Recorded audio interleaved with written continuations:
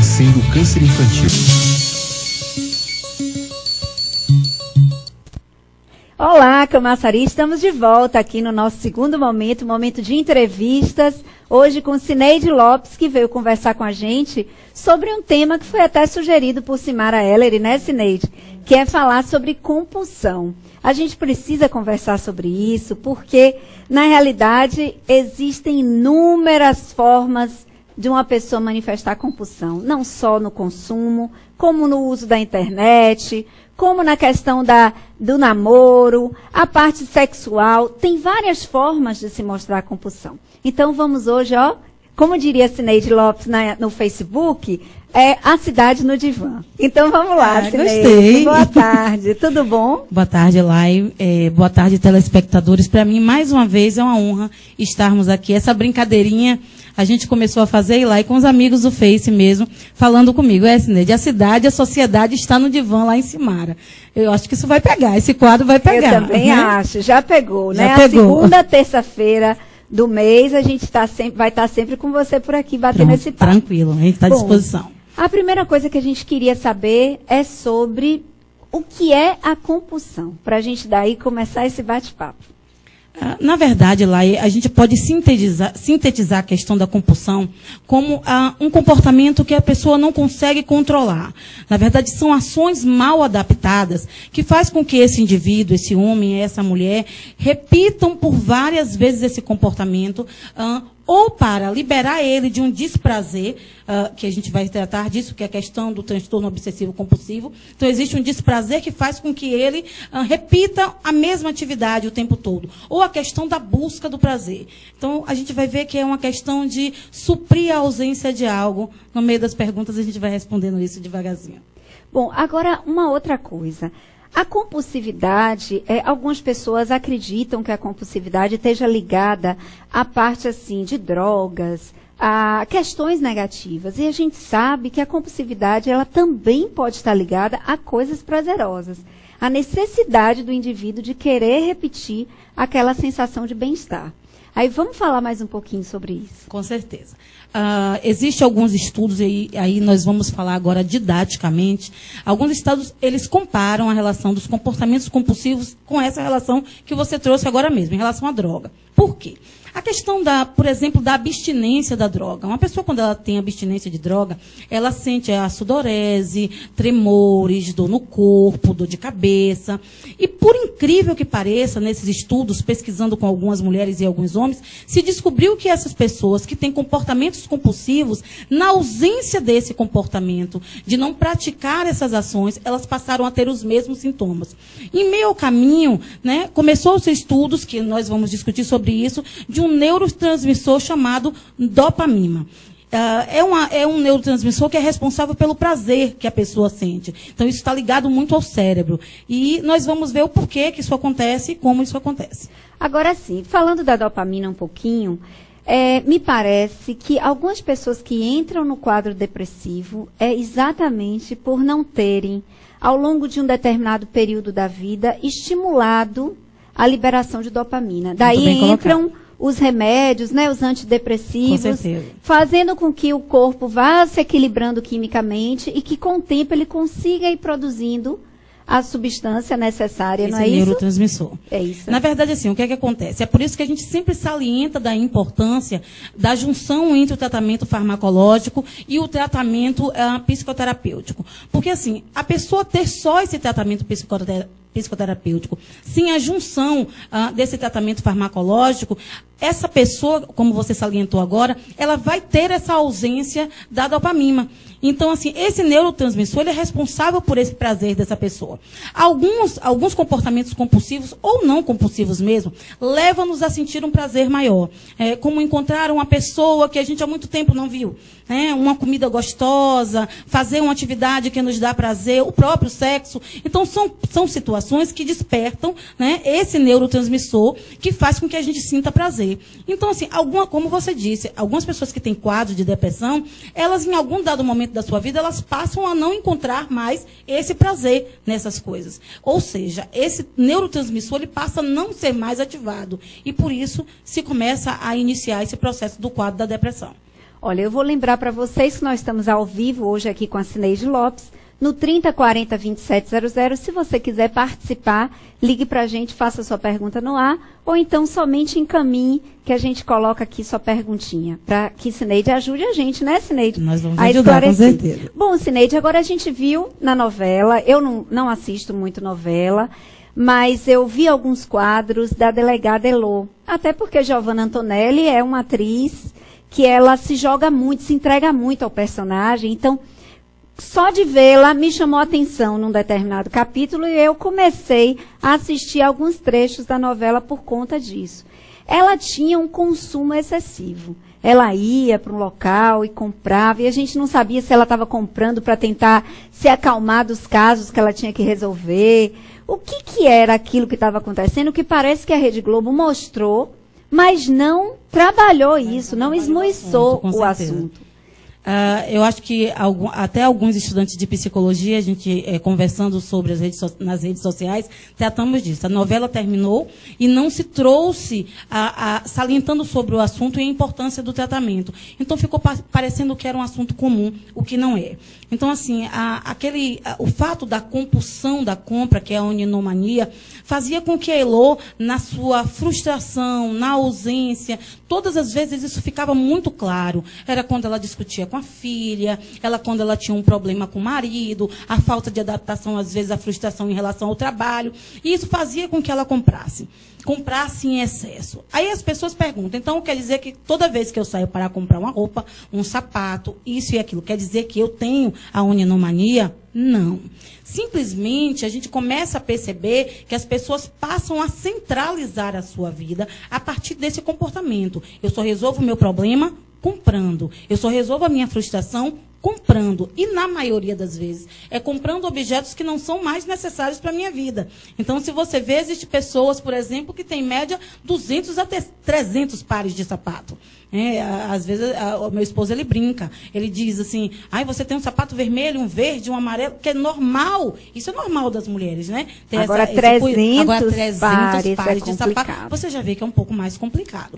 Então, assim, a pessoa perde a medida daquilo que é o limite do que é certo, do que é normal. Então, ele começa a centralizar a sua vida naquele comportamento, ao ponto de que ela perde o seu próprio equilíbrio. Aí é que eu volto para a história da dopamina, que é a seguinte: o cidadão está num momento de vida, ou sei lá, de frustrações, o ninho vazio, quer dizer, são os filhos que atingiram uma idade que foram embora, e aí ela está meio sem função na vida, e ficando triste. De repente, o que acontece? Ela percebe, quando ela vai às compras, ela de alguma maneira se distrai, vê gente, se sente bem, então passa a achar que para estar bem, ela de alguma maneira tem que estar consumindo. Mas depois tem a volta para o abismo, quando chega em casa. Então agora eu queria falar com você assim, quais são, Cineide, na sua opinião, depois o efeito colateral de uma atitude de compulsividade? Muito bem colocado sobre o efeito colateral, porque como a gente compara com a questão do neurotransmissor, né, com a questão psíquicas e emocionais e físicas também, é bom salientar isso, Ilai. Assim, antes de acontecer, ou antes da compra, ou de outras compulsões que a gente vai vir trazer ainda no programa hoje, antes da gente conseguir agir, né, de forma compulsória, de ter um comportamento compulsivo, a primeira coisa que me traz é a ansiedade ou a expectativa. Eu vou fazer, né? Eu vou conseguir, eu vou ter. O que é que acontece em meio a tudo isso? No momento que eu pratico, que eu faço, aí vem o alívio. Primeiro eu estou na expectativa. Eu vou comprar, eu vou conseguir, porque eu já passei pelo momento do prazer. Então eu sei que aquela compra, que me alimentar compulsoriamente e tantos outros comportamentos compulsivos vai me trazer o prazer. Eu vou fazer. Isso já vai me trazer um prazer antecipatório. No momento que eu faço, traz o alívio, porque ele compensa a ausência de algo. Então eu me alivio. Nesse meu alívio, logo depois, na maioria das vezes, vem a constatação de que eu não consegui me controlar.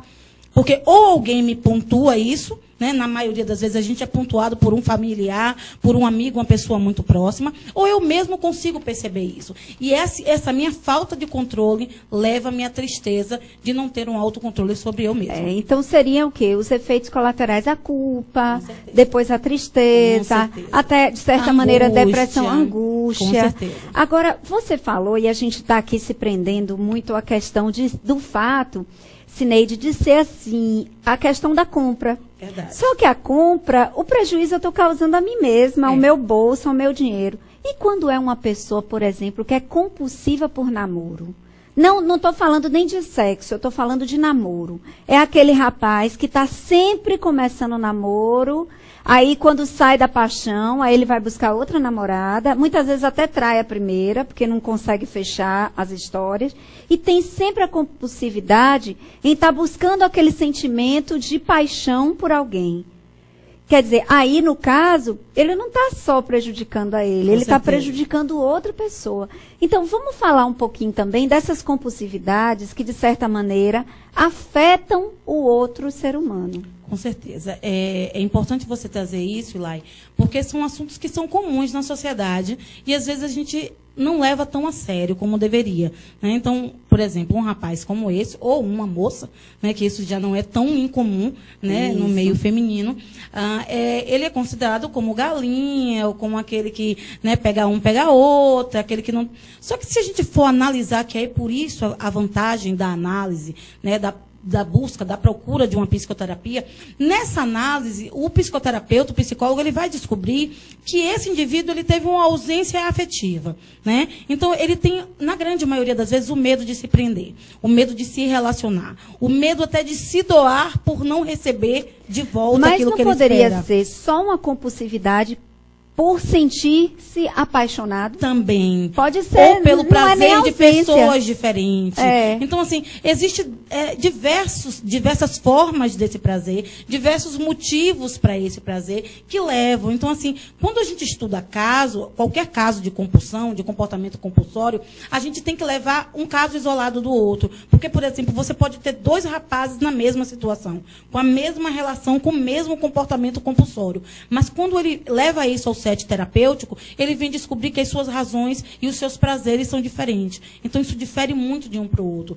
E, em relação a isso, a gente tem diversas outras formas e comportamentos compulsivos, como o comportamento de comer demasiado. Né? Então, assim, a gente sabe que existem pessoas que não comem na frente das pessoas, mas comem escondido. Aí depois vem até a bulimia, que é o vômito, a bulimia, a anorexia, demais, não quer ficar gordo. A anorexia é o fato de não comer, né? A bulimia, ele come depois, ele coloca para fora tudo aquilo que comeu, porque vem a culpa. Então, ele come, na maioria das vezes, escondido. Olha, já que eu toquei nesse assunto, eu também vou fazer uma pergunta, mas que já foi afirmada aqui, de certa maneira, quem está acompanhando aqui a nossa conversa. Dentro da compulsividade, da compulsão, podem estar embutidas por trás outras patologias psíquicas? Muito bem colocado. Olha, na grande maioria das vezes, isso eu salientei até no último programa com o doutor Humberto, a ansiedade ela é a base, eu posso dizer, fundamental de quase todos os comportamentos compulsórios. Nesse caso, alguns estudos eles ditam que nós assim ainda não temos uma causa específica para isso, mas a maioria dos estudos eles ditam que às vezes são eu posso dizer comportamentos apreendidos familiares, ausências familiares, comportamentos que foram cobrados na infância, cobrados na adolescência, e que isso foi mal adaptado, mal apreendido. Então, por detrás disso, na maioria das vezes vem a ansiedade, a necessidade de provar algo a alguém, a necessidade de provar a si mesmo de que você pode, de que você vai fazer, de que você é dono de si mesmo. Então, existem pessoas que fazem na ação de provar a si mesma de que ela pode fazer e que ela tem controle sobre isso. Mas, na grande maioria das vezes, ela não tem. Agora, Cineide, hoje em dia, você diria que existe um grupo específico onde pode se haver maior incidência da questão da compulsão? Seja ele, tipo assim, é mais homem, é mais mulher, é mais jovem, é mais adulto. Existe já uma pesquisa que diria quais são as pessoas que estariam mais no grupo de risco para sofrer a compulsividade? Olha, Ilai, isso é um quadro que ainda se está em estudo constante. Mas, assim, já se fez vários estudos com vários grupos, tanto de homens quanto de mulheres, em relação à compulsividade. Por exemplo, a compulsividade de compra, se descobriu que a incidência maior é com as mulheres. Se você me perguntar por quê, eu posso lhe dizer que talvez por uma questão social, né, de uma construção social. É a mulher que sai às compras, é a mulher que vai, né, na grande maioria das vezes. A lida do homem, do trabalho, da carga horária do homem, há muitos anos, isso não é de agora, ele quando chega em casa, ele chega no final da noite. Então é a mulher que sai. Na grande maioria das vezes, essas mulheres que foram pesquisadas, elas dizem de que passaram por momentos extremamente difíceis. Ou do marido que não deu atenção, de que não percebeu alguma coisa, e que com essa frustração, ela supre essa necessidade com a compra. Agora, em relação aos outros comportamentos compulsórios, isso varia muito. Então, assim, em relação, por exemplo, ao comportamento alimentar, né, que você salientou aqui a questão de que poder vir a se tornar uma bulimia. A cobrança social em relação à estrutura física, né, a moda, a roupa, quando você chega numa loja, na grande maioria das vezes, um manequim G é um padrão americano. Né? Esse G é um M, ele é um P. Então, a mulher que ela está um pouco acima do peso, o que acontece? Ela acaba se cobrando mais. E essa incidência também acaba sendo muito mais feminina do que masculina. Porque você vê que é normal dizer assim, o homem tem uma barriguinha é charme. Né? O homem ter cabelo branco é charme. O homem não ter cabelo é charme. Agora, para a mulher é uma cobrança, é uma ditadura muito grande. Talvez por esses aspectos, essa incidência feminina seja maior. Agora, Cineide, quando é que a gente pode considerar um comportamento como compulsivo? Porque, por exemplo, eu simplesmente ia às compras, ou eu antes de dormir gostar de ver se as portas da casa estão trancadas. Então, quando é que a gente pode considerar que a pessoa entrou no quadro de compulsividade? Na grande maioria das vezes é quando ele modifica a sua rotina ao ponto de lhe prender a esse comportamento. O fato de você verificar se a porta está fechada nada mais é do que segurança, Elai. Eu já estive fatos da minha vida, eu durmo no primeiro andar da minha casa, e hoje estar deitado e pensar, eu fechei a porta da minha casa e eu desci a escada e averiguar. Averiguei, a porta estava fechada. Volto para a cama de novo. Se quando eu volto para a cama de novo, eu de novo faço, será que eu fechei mesmo a porta da casa? Será que ela foi fechada de verdade? E eu desço a segunda vez. E aí eu subo de novo. Então, isso gera um comportamento de que você vê que já é fora do normal. O fato de você gostar de comprar, de lhe dar o prazer de comprar, não é um comportamento compulsivo. Que qualquer pessoa gosta de adquirir algo novo. Qualquer pessoa gosta de adquirir alguma coisa que lhe fez bem, que lhe deixou bonita. Só que assim, no momento que você deixa de centralizar a sua vida no normal, só para aquela atitude, e modifica o seu meio e o seu meio familiar, aí sim você começa a ver que tem características compulsórias. Agora, Cineide, olha, uma ouvinte nossa, que não quis se identificar, ficou como anônima, ela pergunta o seguinte, o que você acha dos livros de autoajuda, como, por exemplo, Augusto Cury? Eu vou falar didaticamente sobre Augusto Cury, porque assim, ele tem livros muito bons, tá? Existem livros de Augusto Cury que são livros que nos traz assim, dicas perfeitas. Eu tenho alguns livros dele, de médico e louco, todo mundo tem um pouco. Assim, mas são livros, no meu caso, eu estou dando uma opinião muito pessoal. O que acontece com um livro de autoajuda? Ele lhe traz dicas. Ele lhe traz, por exemplo, os 10 passos para você ser feliz. Algumas dessas dicas, ela pode se aplicar a você. Porém, aquele livro, quando ele é escrito, ele não sabe a realidade do seu contexto social. Ela não sabe a realidade do seu contexto familiar. Ela não conhece o histórico que você tem familiar, o seu histórico de infância. Esse livro, ele não conhece o seu histórico genético. Então, assim, existem tantos outros, né, pontos a serem levados em conta que não dá para eu dizer que os 10 passos para ir lá e ser feliz são os mesmos 10 passos para essa ouvinte ser feliz. Então, o que acontece, às vezes, com o erro do livro de autoajuda? Você leva ele ao pé da letra e, às vezes, você se frustra porque aquilo não aconteceu. Mas é porque tudo isso não foi levado em conta. Cineide, agora só um minutinho que eu vou atender um telefonema. Alô? Alô? Pronto, quem fala? É Lopes? Pronto, Lopes. Você é da onde? Eu sou do Parque Satélite. Pode fazer sua pergunta. Eu só queria parabenizar o programa, o espaço que foi aberto, que está um grande sucesso. Queria parabenizar a Cineide Lopes também pelo espaço que ela está tendo com vocês aí, viu? Tá joia, então. Obrigada, viu, Lopes, pela sua participação. A gente fica contente, né, Cineide? Porque, como diria a Cineide, que eu disse no começo do programa, né, a cidade no divã aqui, a gente esclarecendo, porque várias dessas perguntas, inclusive, foram elaboradas pelas pessoas. É verdade, foram pessoas que pelo site isso. do programa, pelo Facebook da própria Cineide também, as pessoas, o debate que ela abriu, até com uma certa antecedência, já para poder pesquisar sobre o assunto. Exatamente. Bom, agora eu preciso saber, existe cura, tratamento para esse comportamento compulsivo, Cineide? Existe sim, Lai. O que eu acho que é bem legal da gente salientar é que, assim, qualquer tipo de comportamento, quando nós falamos sobre comportamento, existe cura. Agora, óbvio, é um processo onde existe a necessidade dessa aliança entre o psiquiatra, entre o psicólogo, entre a família, entre o próprio indivíduo que está sofrendo, né, todo esse acervo, né, que a gente chama até de patologias, né, de diferenças comportamentais. Uma coisa que eu podia, por exemplo, trazer, por exemplo, a você, que algumas pessoas acham que não tem cura, que é o ato compulsório de mentir. Então, esse né? Eu acho tão grave que eu disse a ela que antes de entrar tá de frente aqui para o público, eu disse, gente, é a mitomania, né? Se eu não me engano. Isso. A mitomania é uma coisa seríssima, porque a pessoa acredita na própria mentira e mente que não sente, que não dói. E não dói. Verdade. Então, um dia a gente conversa aqui sobre a mitomania, porque a gente conhece várias pessoas, eu pelo menos conheço umas duas, que eu não sei se estariam no caso patológico, mas de qualquer maneira, tratam a mentira com uma leviandade incrível. É verdade. Sabe? É uma falta de responsabilidade para com o outro, com né? Certeza. Mas continue. A gente tem quadros, e aí, pronto, já vai ser um dos nossos quadros, é a mitomania. Tá?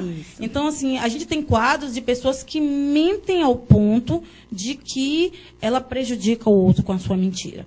Porque, assim, é diferente da mentira social. Aí você pergunta, você tem mentira social? Existe a mentira que é utilizada como ferramenta. Eu prefiro utilizar dela o mínimo possível, mas ela existe. Como, por exemplo, eu pergunto, Ilai, meu cabelo tá legal? Aí você vai dizer, às vezes o cabelo não tá legal. O cabelo está desarrumado, o cabelo, né? A gente não está. Mas você é minha amiga, você está vendo que eu. Não, Cineide, você está linda. Isso é uma mentira social. É uma ferramenta social. É aquele que pergunta, Cineide, e aí, eu tô gordo, eu tô careca, você me acha chato? Às vezes, ou porque eu não tenho intimidade suficiente com ele, ou porque eu sou amiga suficiente para não machucá-lo. Para com isso, você é legal. Então, isso é uma ferramenta social, diferente da mitomania. Então, a gente vai tratar desse assunto, que também é um comportamento compulsório e que tem cura. Então, voltando ao que você me perguntou da cura, existe cura sim, Lai. O que a gente precisa, primeiro, é se conhecer. Se conhecer e se perceber. Eu sempre friso isso aqui, fica parecendo até como um chavão em relação ao programa, mas não é. Então, assim, eu saliento que o programa de Simara Ellery está trazendo essa oportunidade para a sociedade, de conhecer sobre esses assuntos e se perceber, porque às vezes você passa desapercebido nas suas ações. Se perceber é o primeiro passo. Segundo, é você dar atenção a quem está do seu lado. Porque ouvir o que o meu amigo diz, o que o meu irmão diz, a minha mãe, meu pai, minha esposa, são as pessoas que me amam, pessoas que gostam de mim. E às vezes eles percebem aquilo que eu não percebo. Percebendo esse quadro, eu tenho que procurar um tratamento psicológico. Eu tenho que procurar um tratamento, um apoio, um suporte. O que eu aconselho é que a família e os amigos percebam esse grito de socorro, que às vezes a pessoa está dando, mas não é escutada. É isso aí. Bom, Cineide, é uma pena, o nosso programa já está no finalzinho. E eu queria pedir para você, queria também falar um pouquinho de computador, mas fica para depois, porque tem muito jovem aí que não quer abrir mão de 20 minutinhos no computador por um convívio social, né? E é uma compulsividade muito séria, né? É muito séria, né, também, não é? É de uma forma, de uma grandiosidade que está perdendo o limite. Assim, se você quiser, a nossa próxima pauta pode ser sobre isso, Ilai. Sobre relação ao comportamento em relação à internet, jogos, entendeu? Sobre todo esse mundo da informática e da internet, o que é de prejuízo e o que é de vantagem, tanto no lado psíquico quanto emocional do indivíduo. Porque assim, eu não sei se talvez seja o caso da gente abrir um espaço, porque de certa maneira a gente vai tratar também sobre a compulsividade. Verdade. Né? Mas é assim, para a mamãe que está em casa, para a mamãe que está ouvindo a gente, o pai, a família, tomar um pouquinho de cuidado com essa custa falta nada. de limite.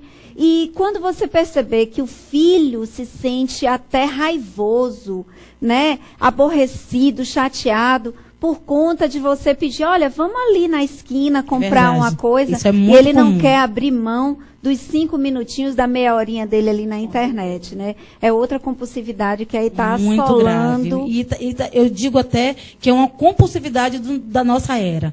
Da nossa isso aí. época. Então, a gente tem que aprender a lidar com isso, porque esses jovens, crianças, adolescentes e adultos também, né, têm saído do convívio, do olho no olho, né, do tete a tete, para por detrás de uma tela, e talvez essa nova relação está fazendo com que ele perca seus limites, e com isso desestruturando também alguns, eu posso dizer, comportamentos familiares. É isso aí. Bom, então eu vou te pedir sua mensagem final para o dia de hoje, para essa questão aqui nossa, relativa à compulsividade.